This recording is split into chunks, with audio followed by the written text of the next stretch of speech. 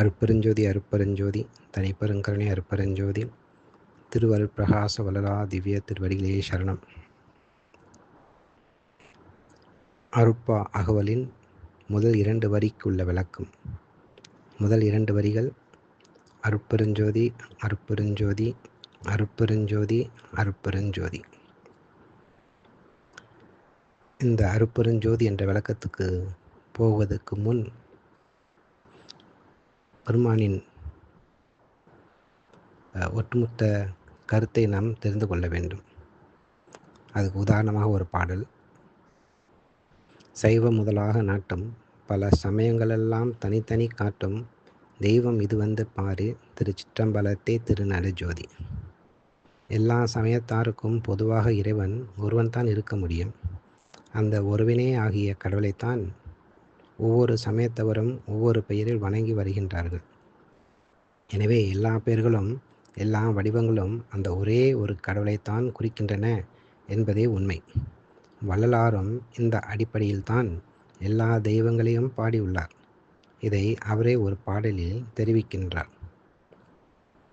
வண்ணம் வேறெனினும் வடிவு வேறெனினும் மன்னிய உண்மை ஒன்றென்றே எண்ணியதல்லால் சச்சிதானந்த இறையை வேறென்று எண்ணியதுண்டோ? அண்ணனின் பாதமறிய நானறியேன் அஞர் இனி சிறிதும் இங்கு ஆற்றேன் திண்ணமே நின்மேல் ஆணை என்றனை தெளிவித்து காப்பது ஒன் கடனே.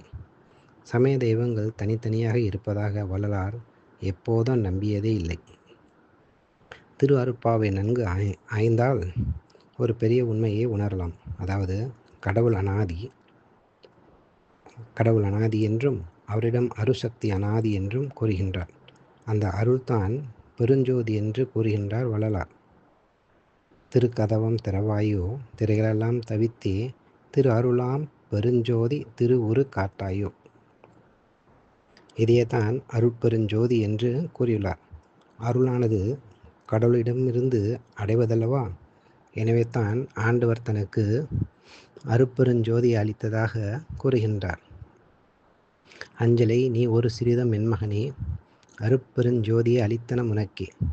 துஞ்சிய மாந்தரை எழுப்புக நலமே சூழ்ந்த சன்மார்க்கத்தில் செலுத்துக சுகமே விஞ்சுர மெய்ப்பொருள் மேல்நிலை தனிலே விஞ்சைகள் பலவுல விளக்குக என்றாய் தஞ்சம் என்றவருக்கு அருள் சத்திய முதலே தனி நடராஜன் சர்க்குரு மணியே.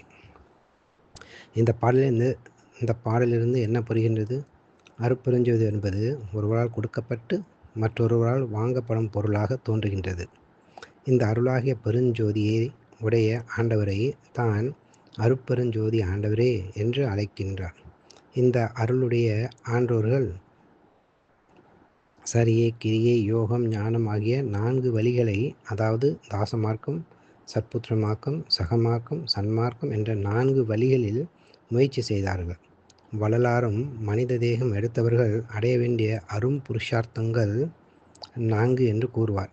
1 ஏமசித்தி, 2 சாகா கல்வி, 3 தத்துவ நிக்கிரகம் செய்தல், 4 கடவுள்நிலை அறிந்து அம்மயமாதல் ஆகிய 4 என்று. இவற்றை அடைய நாம் உண்மையுடன் கடைப்பிடித்து ஒழுக வேண்டிய பெருநெறி ஒழுக்கங்கள் 1 இந்திரிய ஒழுக்கம், 2 கரண ஒழுக்கம், 3 ஜீவ ஒழுக்கம், 4 ஆன்ம ஒழுக்கம் என 4ஆக வரையறை செய்கிறார். ஒவ்வொருவரும் இந்த 4 நெறிகளிலும் நின்று வள்ளலார் காட்டியுள்ள 4 பெரும் புருஷார்த்தங்களையும் அடைய வேண்டும் என்பதற்காக அருட்பெருஞ்சோதி 4 முறை கூறப்பட்டுள்ளது. 4 வகை நெறியினும் நாட்டுக எனவே பால்வகை முழுதும் பணித்த பைம்பொன்னே. மனித தேகம் எடுத்த ஒவ்வொருவரும் 4 நெறிகளில் நின்று இறைவனை அடைய வேண்டும். அந்த 4 நெறியில் நின்று நாம் நடந்தோமானால் நாம் அடைய வேண்டிய அந்த 4 புருஷார்த்தங்களை நாம் பெறலாம். இதனாலேயே பெருமான் ஆரம்பிக்கும் போது அருட்பெருஞ்சோதி 4 முறை ஆரம்பிக்கிறார். அதேபோல முடிக்கும்போது அருட்பெருஞ்சோதி 4 முறை சொல்லி முடிக்கின்றார். அதாவது முதலில் அந்த நெறி, முதல் 4 நெறியை குறிக்கும்.